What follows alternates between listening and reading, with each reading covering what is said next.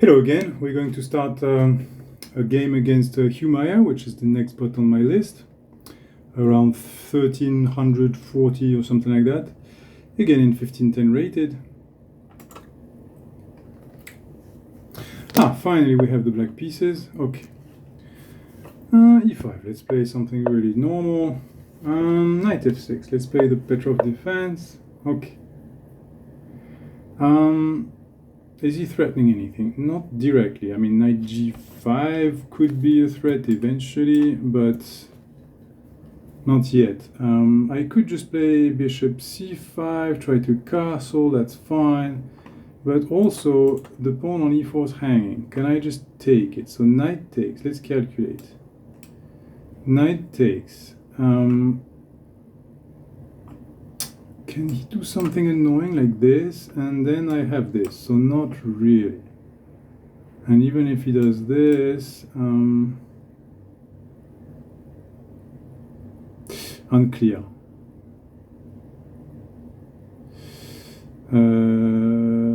Alors.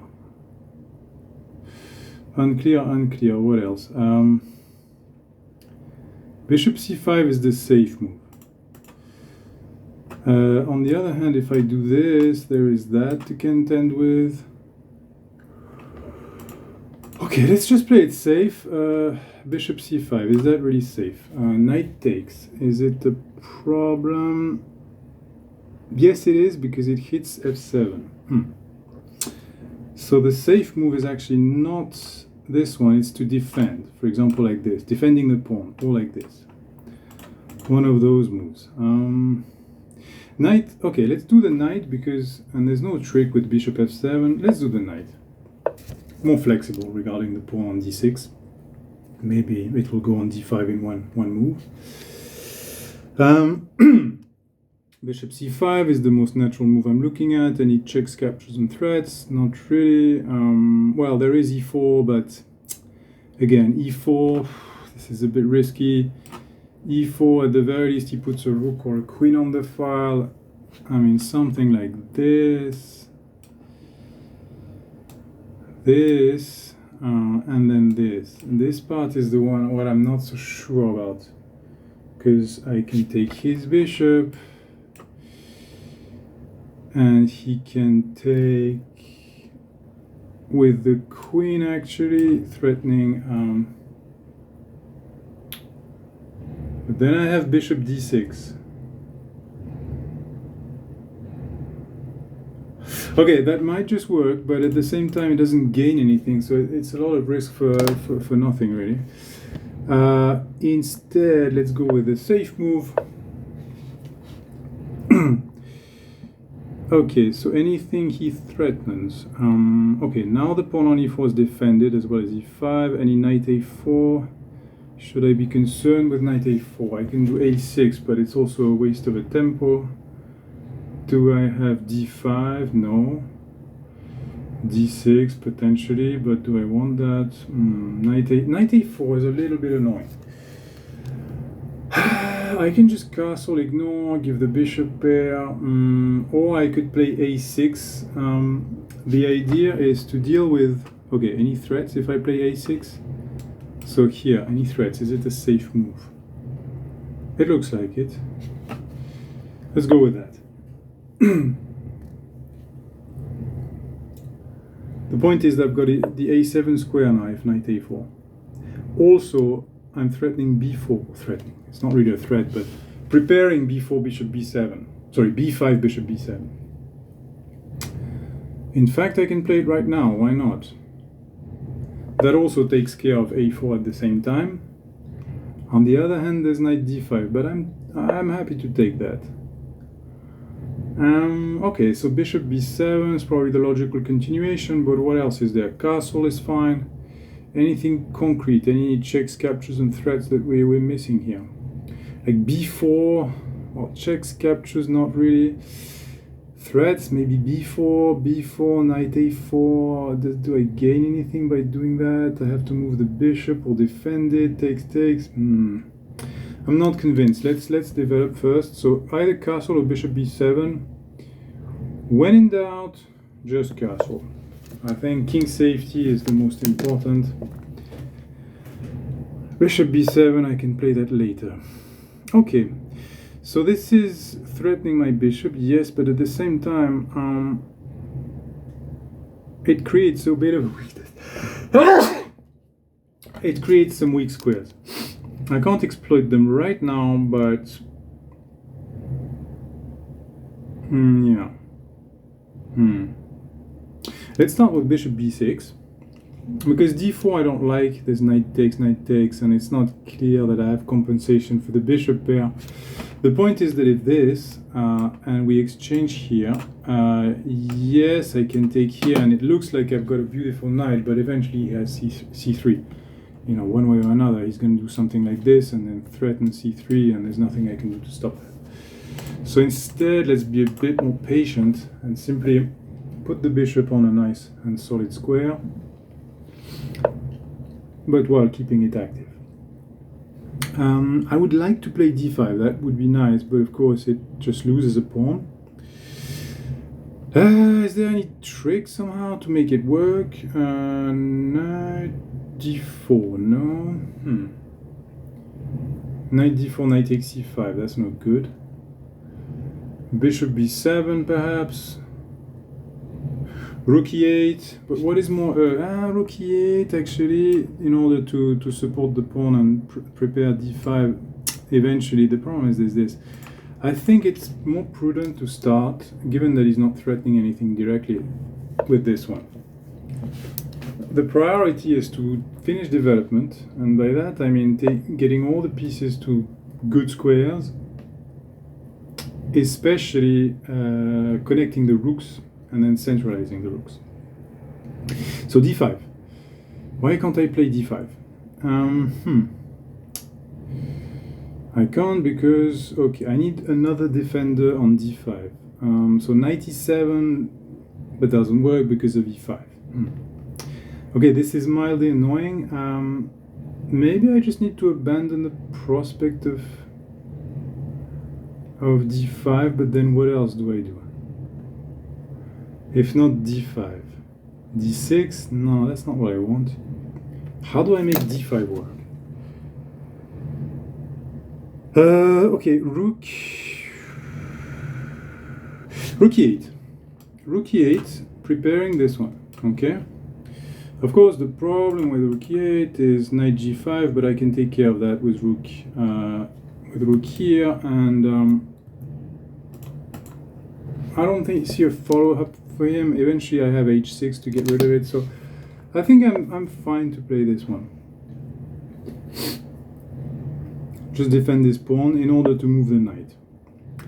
The point is that if I move the knight, I can finally get... Okay, knight d4 is what I want to play. Does it work? I mean, is it safe? Yes. Knight d4, knight g5. With a threat, of course, here. Of course, the point is I have this one to defend, that's what I calculated earlier, but, and then I'm threatening h6 to kick the knight, no. But now I'm seeing this knight d5 intermediate move. This is super problematic. That refutes the entire line, which means that I have to start by controlling this square. So h6 is the move. Let's see, is he threatening anything? Let's just double check again, no. So I think h6 first to remove the knight g5, and then we can start playing knight d4. So it takes quite a bit of patience. Now we can finally play knight d4, and there's no knight g5. So do we take with the pawn or the bishop?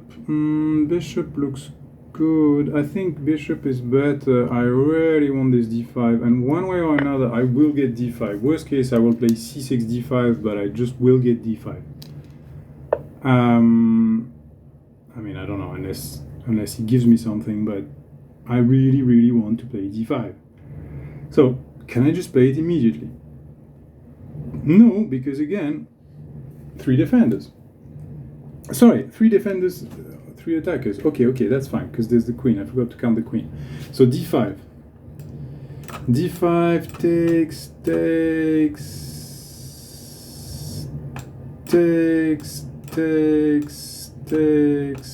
takes. So it all works. But any tricky move, d5 takes, d5 takes, bishop takes first.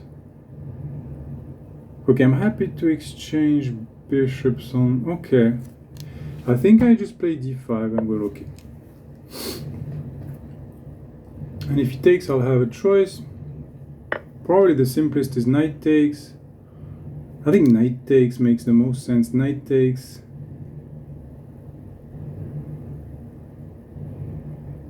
Ah, wait. There are some trickery. If I do knight takes, can he do something like...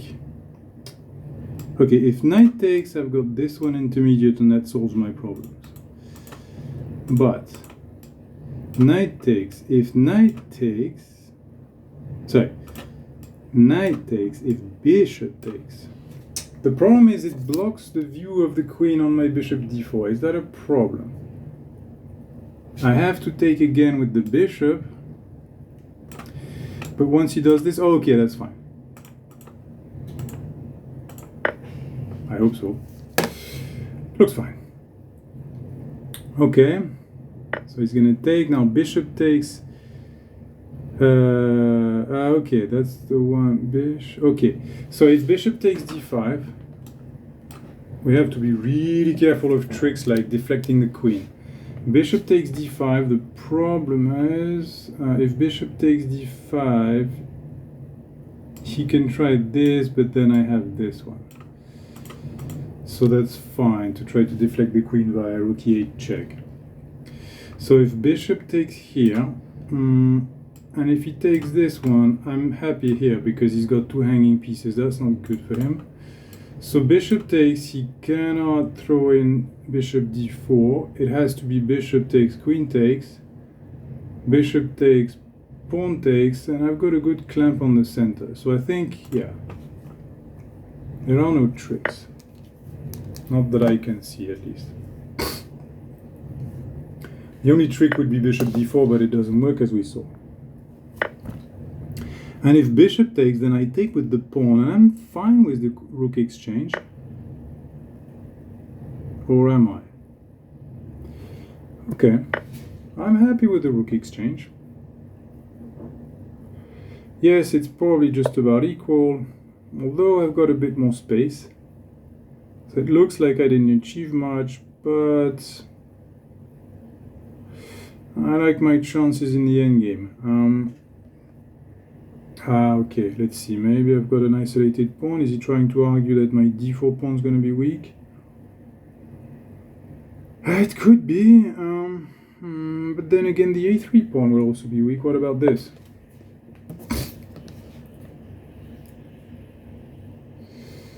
So if takes, do I take immediately or should I do something first?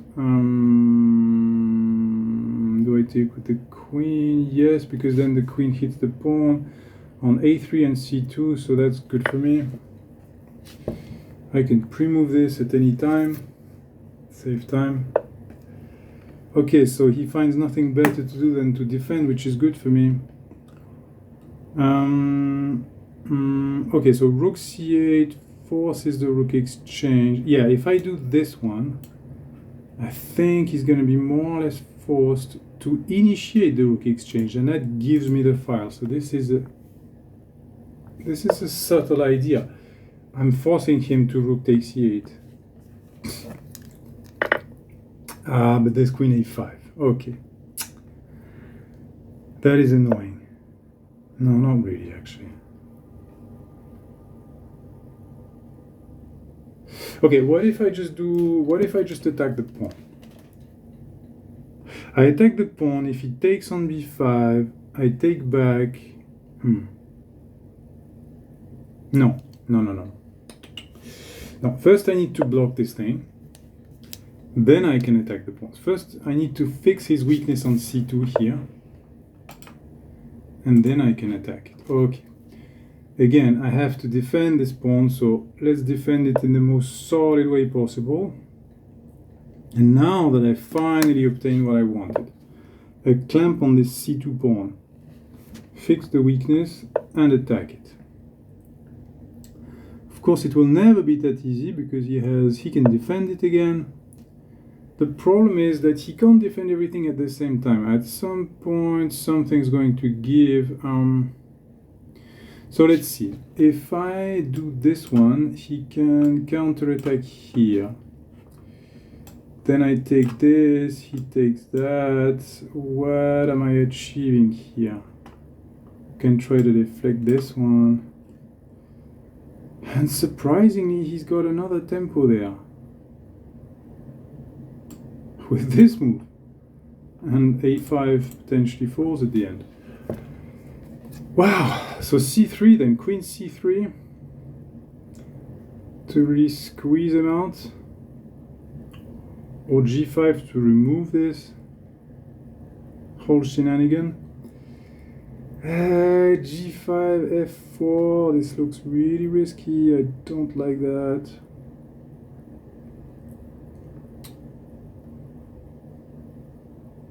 Yeah, okay, I like this because the idea is if this, then I can do this. And I'm hitting this rook, so he cannot take here. Yeah, and at the same time c2. So I think this is slightly more precise. And if he exchanges queens, I'm very happy because I think this endgame is just losing.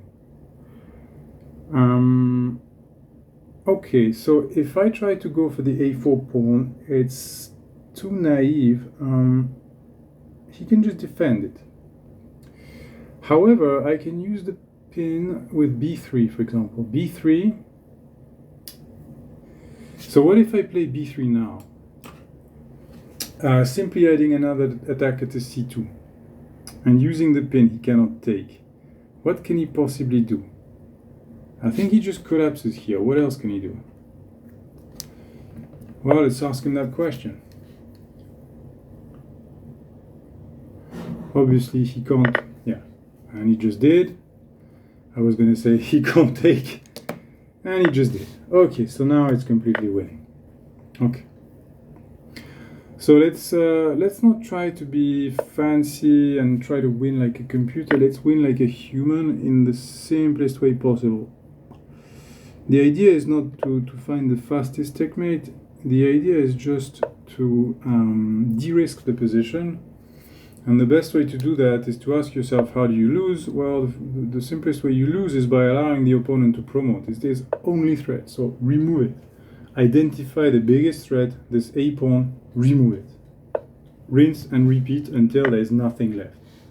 Like, we could push this all the way and just eat all the pawns, but realistically, none of his pawns are threatening at this point because they're all blocked, and I can just queen. Plus, my queen will mop up everything if I need to. The queen will be faster at eating pawns than the rook, so let's just do the queen first, and then I think we can just go for checkmate at some point.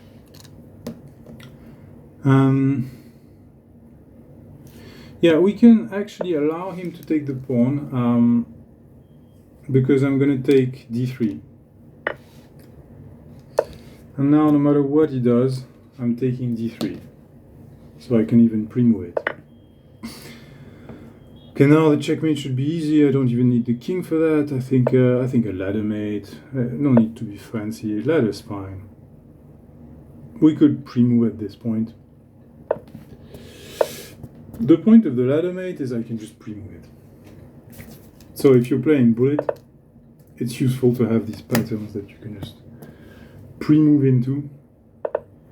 I don't even care what he's doing, I'm just going to pre-move the ladder mate. Yes, it's probably not the most precise mate, but it's fine, it's just a mate. Okay, now let's see what the computer has to say about this game. Right, okay, so the endgame looks reasonable. Actually, it looks pretty clean, but still two mistakes.